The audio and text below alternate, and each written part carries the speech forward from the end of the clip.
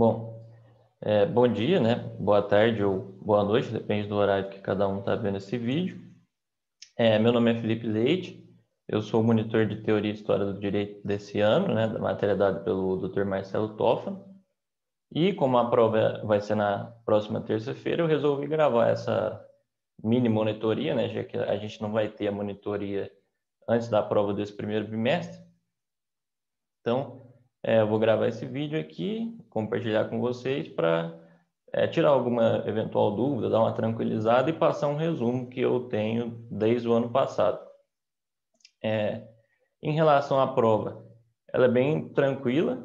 A primeira parte que foi dada, se eu não me engano, foi a história do direito em si, direito hebraico, os direitos dos povos antigos, né? Essa parte não costuma cair tanto, mas geralmente cai uma ou duas perguntas, é importante saber. Aquela parte do organograma do ordenamento jurídico é interessante decorar, a formação dos tribunais, o STF é composto por duas turmas de 5 ministros, né, e um presidente, somando 11 ministros, Justiça Federal, Estadual, as justiças especiais. Toda essa parte é interessante saber de cor ali, porque geralmente cai alguma pergunta bem específica. E a maioria dos temas que caem é o desse resumo que eu vou passar agora, né? Eu vou compartilhar a tela aqui e colocar alguns slides. E aí espero que dê uma ajudada aí para todo mundo. Vou explicar. E depois, caso alguém tenha alguma dúvida, pode entrar em contato comigo, que eu vou divulgar o meu WhatsApp, e-mail junto com esse vídeo aqui da matéria. Então, vou compartilhar a tela aqui e aí vou dar uma explicada. Bom, primeiro aqui eu coloquei, né, o conceito de direito, né? O direito seria um conjunto de normas gerais, positivadas, né, escritas, que regulam e impõem padrões de condutas para a vida em boa sociedade e busca sempre aquele ideal de justiça, né? Dar a cada um o que é seu. Existem os tipos de direito, né? Como vocês já devem ter visto, que é o direito natural, o direito positivo, o direito subjetivo e o direito objetivo. Começando aqui, o primeiro deles foi o direito natural, foi o primeiro que surgiu, é a primeira noção de justiça que o homem tem, né? Todo mundo tem essa capacidade de entender o que é o direito natural, porque ele é meio que anterior ao homem, ele é superior ao homem, como se fosse algo vindo da natureza ou de Deus, da nossa razão, e ele é universal, é comum a todos. Todo ser humano nasce com essa capacidade de entender o direito natural. Por exemplo, eu sei que a minha vida é importante, e eu consigo olhar para alguma pessoa que é similar a mim, entender que ela também tem uma vida e que a vida dela também é importante. Então, do mesmo modo que eu não queria que alguém tirasse a minha vida, eu não vou querer tirar a vida daquela outra pessoa. E o mesmo funciona para direito à propriedade, enfim, todos os direitos naturais que a gente tem, né? A liberdade, direito à vida, reprodução, coloquei alguns exemplos aqui. E esse direito natural ele não precisa de nenhuma norma, de nenhuma constituição, de nenhum estado para ser criado. Ele não precisa estar escrito, ele é abstrato e ele existe por si só. O segundo direito aqui seria o direito positivo, né? Que é aquele direito escrito. É o conjunto de regras escritas, positivadas, que ele é encontrado em leis, tratados, nas constituições, né? Nos nossos códigos, Código Civil, Código Penal. Tem o direito objetivo, que ele é aquele direito imposto pelo Estado, o qual todo mundo deve seguir. E caso alguém não seguir, pode sofrer uma sanção, né, uma punição. No caso do Brasil, o direito objetivo ele também é positivado, ele também é escrito, né? Aí eu coloquei o exemplo aqui, o alistamento militar, aos 18 anos para os homens, né, que ele é obrigatório, ele é imposto, e ele está escrito na nossa Constituição. O direito subjetivo é aquela faculdade que cada pessoa tem de invocar seus próprios direitos, são direitos meio que opcionais ali, ninguém vai te obrigar a seguir eles. E no Brasil eles também são direitos positivados, também são direitos escritos. Eu coloquei como exemplo aqui o direito de casar e o direito de cobrar uma dívida. Então, se você quiser se casar, você tem que seguir a lei lá do casamento, do Código Civil, só que isso não é uma obrigação, né? Você só se casa se você quiser. Aí, aqui, além do direito, né, existem outros instrumentos que são utilizados ali para criar harmonia social, né, para regular a vida humana e possibilitar uma convivência em sociedade, uma convivência pacífica. Os exemplos aqui são a religião, a moral e as regras do trato social. Aí o primeiro aqui seria a religião, né? O direito e a religião nas civilizações mais antigas eram meio que unificados. O direito era visto como a vontade de Deus, né? E por isso ele deveria ser cumprido, porque ele não era algo que era imposto pelos homens, assim, vinha direto de Deus. Então, se você estivesse desrespeitando o direito, você estaria meio que desrespeitando a Deus, né? Como exemplo aqui, eu coloquei o direito mesopotâmico, né, com o Código de Hammurabi, o direito hebraico com a Torá e o direito egípcio. Na Idade Média, o sistema feudal ele dava um vasto poder para o clero e, graças a isso, os sacerdotes, né, possuíam um monopólio do conhecimento jurídico. E eles praticavam o que era conhecido como os juízos de Deus, né? Eles acreditavam que Deus participava efetivamente daqueles julgamentos das pessoas, né? E se aquela pessoa que estivesse sendo julgada fosse inocente, Deus iria salvar ela com um milagre ali na hora. Então, um dos exemplos aqui, ó, eles faziam o acusado andar alguns passos, segurando um ferro em brasa. Em seguida, eles enfaixavam a mão do cara, né, que estava tudo curado, estava tudo queimado. E aí, daí 3 dias, eles iam retirar essas faixas para ver se aquele sujeito tinha sido curado. Se as mãos deles estivessem sido curadas, era um milagre, então Deus teria considerado aquela pessoa inocente, porque seria Deus que curou. E aí, caso não tivesse sido curado, né, ele seria considerado culpado, porque Deus quis assim. Aí, depois desse período da Idade Média, onde a igreja era muito forte, né, a igreja perdeu um pouco a influência, porque ela sofreu aquela reforma protestante, né, ela foi dividida. A burguesia começou a financiar a ciência, né, porque a Idade Média foi acabando, foi tendo aqueles comércios, né, fora dos feudos, formaram as cidades. Alguns surgiram os burgueses, né, que eles começaram a ter dinheiro, começaram a financiar a ciência, buscavam mais a razão e aí, consequentemente, teve um distanciamento da religião. Isso se refletiu também no nosso direito, né? Que após o Renascimento ali e a Revolução Francesa, com o Iluminismo, ele se secularizou e ele se desvinculou dos dogmas religiosos. Então, ficou o direito meio que separado da religião ali, como é hoje em dia, né? A observação aqui é que no Império Romano ele não sofreu tanta influência assim da religião, no seu período politeísta, e mesmo com o surgimento do cristianismo também sempre houve essa divisão entre o direito e a religião. Um exemplo disso é que no Código Romano, por exemplo, haviam leis estritamente mundanas, né, que não eram leis divinas, como o Código Civil Romano, né, que tratava de herança, de casamento. Isso não tem nada a ver com mandamento divino. O segundo instrumento aqui de controle social seria a moral, né? O direito e a moral. O direito e a moral eles são muito similares, porque a moral muitas das vezes é base do direito, né? E o direito pode servir de base para a criação da moral. Entretanto, antes de fazer essa distinção entre os dois, é fundamental conceituar a moral e os seus tipos, né?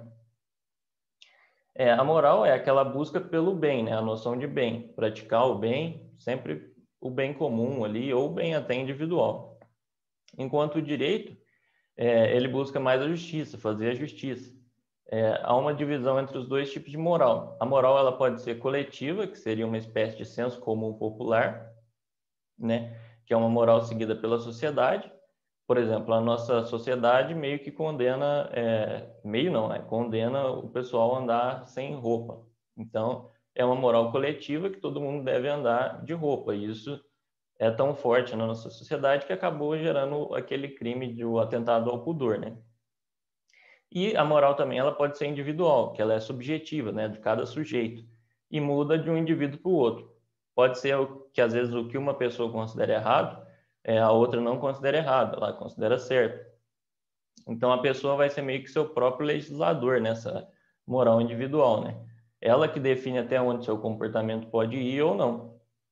É importante pontuar que sempre que um texto se refere à moral, geralmente nas provas, assim, ele vai estar falando da moral individual, a menos que ele diga expressamente, ó, essa daqui é a moral coletiva. Se não disser nada, se só aparecer o tema lá moral, vai estar sempre falando da moral individual. Muitos tentaram fazer essa diferenciação entre o direito e a moral e acabaram falhando, né? Um método bem aceito é o do jurista italiano Alessandro Gropali, que separou a moral e o direito em critérios de forma, que são 5, e em relação ao conteúdo, que são 3 teorias. Então, começando aqui pela distinção quanto à forma ou formato, né? O primeiro deles seria a determinação do direito, né? O direito ele é determinado, ele é escrito, positivado. Todo mundo conhece, né? Porque é público. Se você pegar a Constituição lá, você vai saber qual que é o direito do nosso país. Já a moral, ela não é determinada, ela é indeterminada, ela não tem uma forma concreta, não tem uma forma escrita. Justamente pelo fato dela ser subjetiva, dela variar de acordo com cada indivíduo. Então, não tem como eu conhecer totalmente a moral de outra pessoa e a pessoa conhecer totalmente a minha moral. O segundo aqui seria a bilateralidade do direito, né? O direito liga 2 polos numa relação jurídica através de uma norma imperativa atributiva. E aí, devido a isso, sempre quando você vai atribuir um direito a alguém, você vai impor um dever a outra pessoa, né? A outra. Eu coloquei de exemplo aqui, quando a Constituição diz que todos nós temos direito à educação. Foi atribuído um direito, né, a todos, mas ao mesmo tempo criou o dever de alguém fornecer essa educação para a gente. No caso, esse alguém é o Estado, né? Então, o Estado tem que fornecer a educação para todos porque é o dever dele, já que foi atribuído para a gente esse direito da educação. Já a moral ela é unilateral, né, porque ela só estipula um dever para a pessoa, ela não vai ganhar um direito agindo de acordo com a moral dela.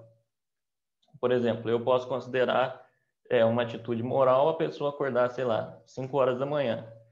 E aí eu teria que acordar todo dia 5 horas da manhã porque eu acho que isso é uma atitude moral de se fazer. Só que eu estou estipulando um dever para mim, que é acordar 5 horas da manhã todos os dias. Só que se eu, por exemplo, se eu acordar 5 horas da manhã todo dia, eu não vou ganhar um direito com isso, porque a moral é minha, essa regra é minha, então eu só estipulei um dever para mim, eu não vou ganhar nenhum direito com isso. O terceiro aqui seria a exterioridade do direito, né? O direito se preocupa com aquela conduta exterior do ser humano, né? Que é a conduta na sociedade, que dá para a gente perceber. Já a moral ela é interior, ela se preocupa mais com o íntimo de cada um, né? São os valores individuais da consciência de cada um. Eu coloquei de exemplo aqui, algumas pessoas podem considerar atos ilegais como moralmente aceitos. Mas se ela não exteriorizar essa conduta, né? Não agir de acordo com essa crença, o direito não vai se preocupar com isso. Por exemplo, um ato ilegal hoje em dia é sonegar imposto. Existem pessoas que acham que, né, imposto é roubo, e aí ela acharia que meio que sonegar tá tranquilo, mesmo sendo algo considerado ilegal. Então a moral dela vai contra a legalidade. Porém, se ela não sonegar, né, se ela manter isso só na mente dela, o direito não vai se preocupar com essa conduta interna da pessoa. O direito se preocupa a partir do momento que ela exteriorizar essa vontade de sonegar impostos, ir lá e fazer o ato, né, cometer o ato ilegal, aí sim o direito vai vir em cima dela. O quarto aqui seria a autonomia da moral, né? A moral ela é autônoma porque ela vem do íntimo da pessoa, ela é criada ou modificada pela pessoa mesmo. E ninguém também pode te cobrar agir de acordo com a sua moral, porque não tem como saber, né? Ninguém vai conhecer isso. Já o direito ele é heterônimo, né? Porque ele é criado por terceiros, no caso os legisladores, né? O pessoal lá de Brasília e tal. E alguém pode vir te cobrar agir conforme a lei, principalmente se esse alguém for o Estado, né? A polícia, o Ministério Público, os juízes. Justamente pelo fato de ser o Estado aqui, tem a coercibilidade do direito, né? Que é a possibilidade do uso da coação, né? Que é o uso da força para se cumprir algumas normas jurídicas. Já a moral, ela é incoercitível, né? É a incoercibilidade da moral. Não tem como usar a coação e a força para obrigar alguém a agir de uma forma abstrata e subjetiva como a moral. Isso aí vai ser de cada um, né? Aí, a segunda distinção aqui entre o direito e a moral seria a distinção quanto ao conteúdo, né? Que é a matéria, a substância de cada um.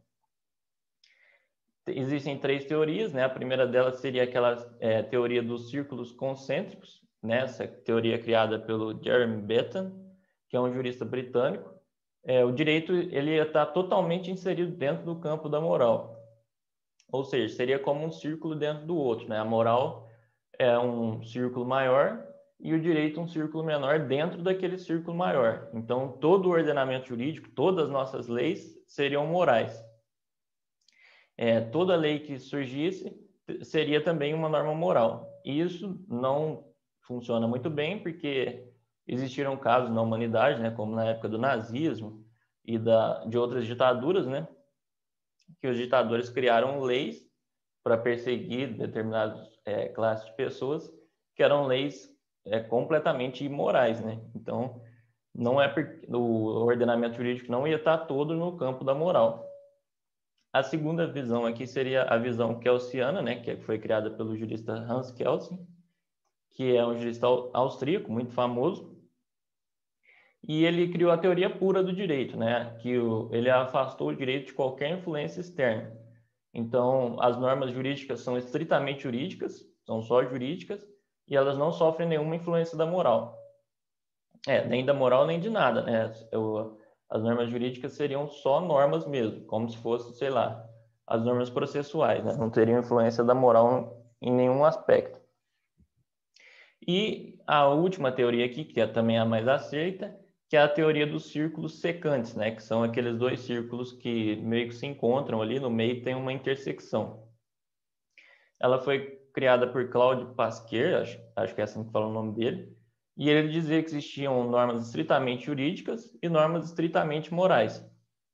E no meio desses 2 círculos, há um ponto em comum, né?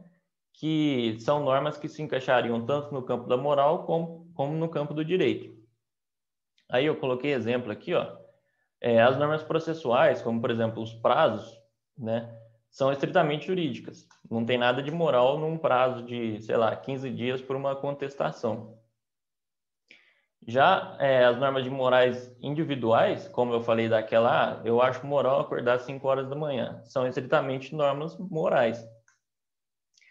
E o direito natural é um exemplo dessa intersecção entre os dois, que é considerado moralmente aceito para a maioria das pessoas e também é estritamente jurídico. Então, o direito à vida seria um direito moral, né, porque é um direito que todo mundo entende que é importante, está dentro de si isso, e também é um direito jurídico, porque também está escrito e positivado nas nossas leis. A próxima aqui, instrumento de controle social, né, de harmonização social, seriam as regras do trato social. O direito e as regras do trato social. Essas regras de trato social são padrões de condutas convencionados e criados pelos homens para tornar a vida em sociedade mais previsível e mais amena também, né, evitar conflito ali. Elas têm 7 características que definem elas. O primeiro aqui seria o aspecto social, que elas são regras de cunho social, né, do comportamento em sociedade. Eu coloquei como exemplo aqui cumprimentar e se apresentar para alguém. Então, a gente tem meio que um ritual ali, né, de como se cumprimenta uma pessoa, né? Geralmente você dá a mão, na época que não tinha o coronavírus, né? Você daria a mão, poderia abraçar, né? Dependendo se tivesse mais intimidade, assim. A segunda seria a exterioridade, né? Que essas regras visam o comportamento exterior também, assim como o direito, que é aquele comportamento em sociedade. Eu coloquei aqui o exemplo etiqueta, né? Que todo mundo, dependendo do lugar onde você vai, você tem que se comportar de determinada forma, né? Não dá para ir sei lá, no fórum e agir como se estivesse no jogo de futebol, né? Ficar lá gritando, torcendo pro réu lá, isso aí não iria dar muito certo. A terceira aqui seria a unilateralidade, que esse tipo de regra só impõe deveres a serem seguidos, você não adquire nenhum direito, por exemplo, cumprimentando as pessoas. É só um dever mesmo, né? Você tem aquele dever ali de agir daquela forma, mas você não vai ganhar nenhum direito se você agir dessa forma, né? Se agir com etiqueta, com comportamento forense. As regras do trato social também são heterônimas, né? Que elas são criadas por terceiros. Esses terceiros, no caso, seriam a sociedade. E alguém pode te cobrar seguir elas, porque é uma regra que todo mundo sabe, né? Então, como eu disse, se você for numa audiência e ficar torcendo para o réu, o juiz vai te dar um aviso lá, né, que você tem que seguir as normas do comportamento forense, né, etiqueta e tal. E se você não seguir, é perigoso até ir preso, né? Os 5 aqui seria a incoercibilidade. Não dá para usar a coação ou força para obrigar as pessoas a seguirem as regras do trato social, exceto nesse caso aí da audiência que eu falei, né? Mas, por exemplo, você não pode usar a força para obrigar alguém a cumprimentar outra pessoa, né? Ou obrigar alguém a agir de uma forma de etiqueta num restaurante, né? Não dá para fazer isso, não dá para chamar a polícia para a pessoa porque ela não cumprimentou alguém. As regras de trato social têm uma sanção difusa. Essa sanção ela é considerada difusa porque ela não é clara, né? Ela não é definida como uma sanção penal, não está escrita, e ela é incerta, né? Quando alguém, assim, um grupinho ali vê que aquele cara não está se adequando muito bem às regras daquele grupo, a sociedade vai meio que afastando essa pessoa, né? Que tem maus hábitos sociais, e quando ela percebe, ela vai estar meio que excluída ali, ninguém quer falar com ela. Então, por isso que essa sanção ela é difusa, ela não é clara, ela não é certa. E existe também uma isonomia por classes sociais e níveis de culturas dessas regras dos tratos sociais. Elas não são destinadas de forma igual para toda a sociedade e elas variam de acordo com o nível social, cultural e local. Como eu coloquei de exemplo aqui, você não pode chegar chamando um juiz de mano, né, compadre, essas coisas assim. Existem algumas regras de trato social que vai variar de acordo com o local que você está e também com a cultura que você tem. Se você estiver num jantar, sei lá, com o presidente da República, você não pode chegar chamando o presidente de parça, né? Não vai pegar bem isso daí. Aí eu coloquei aqui até a indicação de um filme, né? Chama Prenda-me se for capaz, um filme do Leonardo DiCaprio. E nele ele interpreta um jovem que ele demonstra uma moral diferente das regras jurídicas, né? Porque ele aceita tranquilamente os estelionatos que ele faz lá no filme. E também é interessante de ver porque a cada novo emprego que ele arranja, né? Que quem vê o filme vai entender essa aspas no emprego aí, ele modifica suas vestimentas, e seu modo de agir para adequar as regras do trato social do ambiente que ele está vivendo ali. Esse filme, na época que eu fiz esse slide aqui, estava disponível na Netflix, eu não sei se ainda está, eu acho que sim, mas não é certeza. Bom, e aqui a gente vai para outra parte da matéria, que seria o conceito de norma, né? A norma, ela seria a base, né? O princípio, que é aquele ideal a ser alcançado, é um modelo, né? Um padrão de conduta a ser seguido. E existem 4 espécies de normas, né? As normas naturais, que são aquelas relativas às ciências naturais, como física, química, matemática, que a gente aprende na escola. Coloquei como exemplo aqui a lei da gravidade. As normas éticas e morais, que são aqueles valores íntimos de cada um que a gente falou, né? Um exemplo aqui é não trair. Não trair não é um crime, mas é uma atitude moral. Existem as normas religiosas, que são os mandamentos da fé. Coloquei como exemplo aqui os 10 mandamentos, né? E existem as normas jurídicas, que são padrões de condutas e de organização social impostas pelo Estado. E essas padrões de condutas e organização possibilitam uma convivência mais harmônica na sociedade, né? Então, elas funcionam meio como formas, como um modelo de comportamento social a ser alcançado. O próprio Estado vai se organizar por normas jurídicas, né? Como vai ser o seu modelo político, se vai ser república ou monarquia, né? Lá na Constituição diz, o Estado brasileiro vai se reger sobre o princípio do presidencialismo, da democracia, essas coisas. Existem outros países que são parlamentaristas, que não são democráticos, enfim. O próprio Estado ali vai se organizar de acordo com as normas jurídicas dele. Eu coloquei as normas constitucionais aqui. O artigo 3º da República Federativa do Brasil tem por objetivo erradicar a pobreza e a marginalização. Note que essa lei é um ideal a ser alcançado, né? Na realidade, existe pobreza e marginalização no país, né? E erradicar isso é praticamente impossível, né? Porém, como essa lei ela representa algo a ser alcançado, um objetivo, ela pode colocar lá que quer erradicar a pobreza e acabar com a marginalização, porque ela funciona como algo que deveria ser assim, né? Algo que a gente deve buscar todos os dias.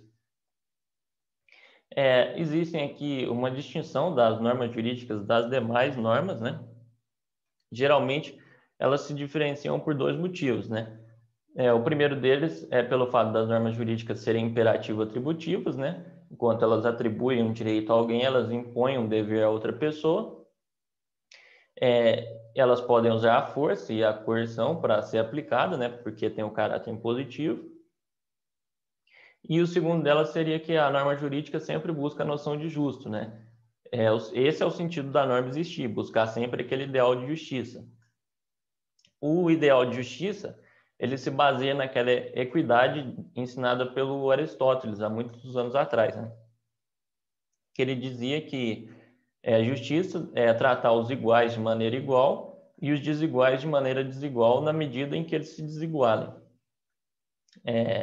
Porque se você tratar todo mundo de maneira igual, todo mundo é idêntico, isso vai ser injusto. Eu coloquei de exemplo aqui, um atendimento num hospital, as pessoas são atendidas por ordem de chegada. Porém, vem alguém com uma situação muito grave, né? O cara tomou, sei lá, 6 tiros e está com um risco de morrer ali, e por esse motivo todo mundo deixa ele passar na frente dos demais, né? Se a gente fosse usar a igualdade nesse caso, às vezes poderia ter alguém esperando lá na fila porque está com a unha encravada e quer ser retirado, e esse cara da unha encravada chegou primeiro, que foi baleado 6 vezes, e aí se fosse o tratamento idêntico para todo mundo, por ordem de chegada. Então ia ter que esperar o cara da unha encravada ser atendido para depois socorrer aquele que levou 6 tiros e está correndo risco de morrer. Isso é injusto, né? Porque o cara que levou 6 tiros está precisando muito mais do atendimento médico naquela hora do que o cara da unha encravada. Então a justiça seria essa equidade, né? Que é tratar os desiguais de forma desigual. Aí eu coloquei aqui essa imagem aqui que exemplifica bem, né? Na igualdade você dá o banco igual para todo mundo, mesmo que essas pessoas tenham diferença de altura, enquanto na equidade você distribui o banco de acordo com a altura das pessoas. As características da norma jurídica são 5 aqui, né? A bilateralidade, como eu disse, a norma une 2 polos numa relação jurídica e é sempre imperativa atributiva. Atribui um direito e impõe um dever. A generalidade, né? As normas são ordens gerais, genéricas, e elas não especificam as pessoas que elas vão incidir. Ela não vai individualizar, porque a lei é para todo mundo. Então, por exemplo, na China existem, porque é um partido único e tal, é uma ditadura, leis específicas para quem é acho que de origem de minoria muçulmana. Então, é uma lei meio que discriminatória, né? Tem até campo de concentração para esse pessoal lá. Aqui no Brasil, não, porque a gente é uma democracia, a gente é pautada em princípios como a dignidade da pessoa humana, então a lei não vai especificar sobre quem ela vai incidir, né? Pelo menos não a lei material. A lei ela vai ser para todo mundo. E ela é abstrata, né? Porque ela traz situações abstratas para não falar de casos específicos. Quanto mais aberta a lei for, mais casos ela pode ser aplicada. Por exemplo, matar alguém é uma atitude muito aberta, muito ampla. Não é matar alguém usando faca, ou matar alguém com arma, ou matar alguém no serviço. Matar alguém. É muito abstrato.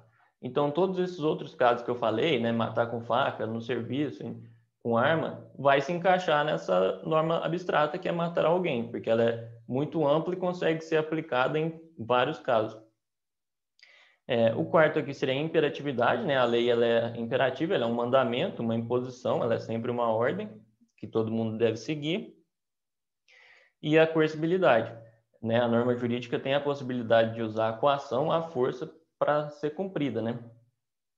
E aqui a gente pode ter a classificação quanto ao sistema. Elas podem ser normas nacionais, estrangeiras ou de direito uniforme. As normas nacionais são as normas que têm validade dentro do nosso território nacional, né, que são as normas de Estado, como as leis federais, por exemplo. As normas estrangeiras são as de direito internacional privado, que ela geralmente envolve aquele comércio exterior, né, importação, exportação. Os dois polos da relação jurídica não estão no mesmo país. Às vezes uma pessoa está no Brasil e outra nos Estados Unidos. E aí, por um acordo entre elas, né, um contrato, pode eleger o foro dos Estados Unidos como lugar lá para resolver os conflitos judiciais que pode acontecer. E aí, nesse caso, você teria que aplicar a sentença de um juiz americano aqui no Brasil, depois da homologação do STJ. Então, por exemplo, eu exporto café para alguém lá nos Estados Unidos. E aí a gente faz um contrato aqui que, caso desse algum problema, né, se surgisse algum conflito, a gente iria julgar esse conflito lá nos Estados Unidos, mesmo eu morando aqui e meu café sendo daqui. Então, surgiu esse conflito, o caso foi para os Estados Unidos e aí lá ele foi julgado, voltou para cá e aqui o juiz brasileiro tem que seguir a sentença do juiz americano. O direito uniforme são aquelas normas de direito internacional público, né, que ocorrem entre os estados, como pactos, tratados. Coloquei como exemplo aqui o Protocolo de Quioto, né, e o Tratado de Direitos Humanos. A classificação quanto à fonte das normas jurídicas, né, que é de onde vem essa norma, pode ser legislativa, consuetudinária e jurisprudenciais. As fontes legislativas surgem através do processo legislativo, que pode ser feito pelo Congresso, né, o Poder Legislativo, ou pelo presidente, que é o Poder Executivo, com decretos, medidas provisórias. As fontes consuetudinárias, que são aquelas dos costumes, né, em situações em que os costumes podem ser usados como leis, porque não existe lei para tudo, então alguns casos não vão ser regulados pela lei, né, vai ter uma lacuna ali, e aí para suprir essa lacuna se usa o costume. Coloquei como exemplo aqui a lei do inquilinato. Caso a pessoa alugue uma casa e o dono não estipule um valor para o aluguel, essa pessoa pode ir até um juiz e aí o juiz vai definir esse valor do aluguel de acordo com o costume da região. A jurisprudência, né?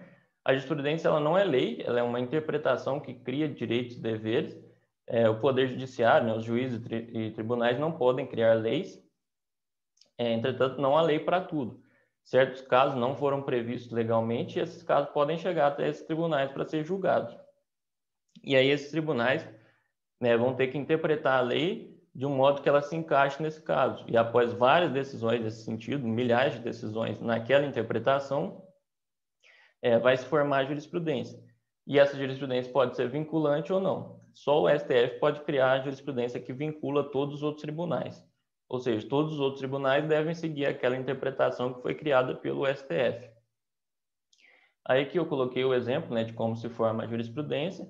É um conjunto de decisões e interpretações dos tribunais de casos idênticos ou muito parecidos, em que a pessoa entra com uma ação, no caso de indenização, aí o juiz de primeira instância não concede a indenização. A pessoa insatisfeita entra com o recurso, né, para a segunda instância, e aí eles concedem a indenização.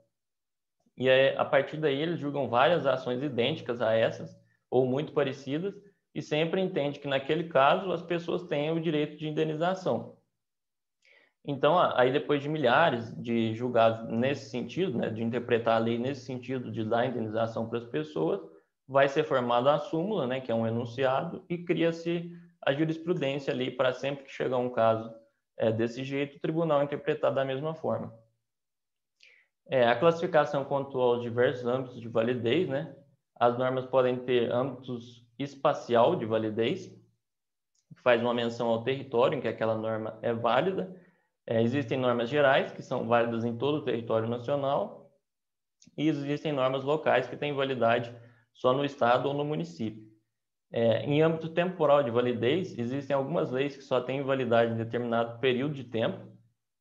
O exemplo aqui é a lei eleitoral, que só vale nas eleições, e a lei da Copa, né, que só valeu em 2014. O âmbito material de validez diz respeito ao conteúdo, né, a matéria da norma jurídica, e esse conteúdo pode ser de direito público ou de direito privado. Já o âmbito pessoal de validez é uma norma com caráter pessoal, com nomes e dados. E esse modelo de norma jurídica é uma exceção, coloquei aqui os contratos. A classificação quanto à hierarquia das leis, né, que vem da pirâmide do Hans Kelsen, que é aquele jurista que a gente viu no começo da aula, pode ser constitucionais, né, que são o topo da pirâmide, e elas funcionam como um filtro para as demais normas do ordenamento jurídico existirem. Então, só pode existir normas que sejam constitucionais, que tenham passado pelo filtro da Constituição. Aí eu coloquei como exemplo aqui as normas da Constituição, as emendas constitucionais, a DCT, e precisa de 3/5 dos votos para criar uma norma constitucional. Abaixo das normas constitucionais estariam as normas complementares, que são aquelas normas que complementam a Constituição Federal. Um exemplo aqui no artigo 5º, o inciso 32, o Estado promoverá na forma da lei a defesa do consumidor. A Constituição não diz como que vai ser feita essa defesa do consumidor. Então, é preciso criar uma norma, né, uma lei para complementar a Constituição. E desse jeito que eles criaram o Código de Defesa do Consumidor.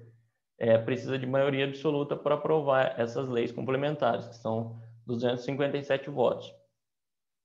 Existem as leis ordinárias, né, que são aquelas leis comuns, que passam pelo processo legislativo simples na Câmara e no Senado. Coloquei como exemplo aqui a Lei de Liberdade Econômica, o pacote anticrime, medida provisória, lei delegada, por maioria simples aprova. As leis regulamentares, que são os decretos, né, que apenas regulamentam normas, não muda o texto normativo. As leis individualizadas, que são os negócios jurídicos, testamentos, contratos gerais, e as leis delegadas, que, em geral, a competência para elaborar uma lei é do Poder Legislativo, porém, ele pode delegar isso a outro poder. Existem as leis mais que perfeitas,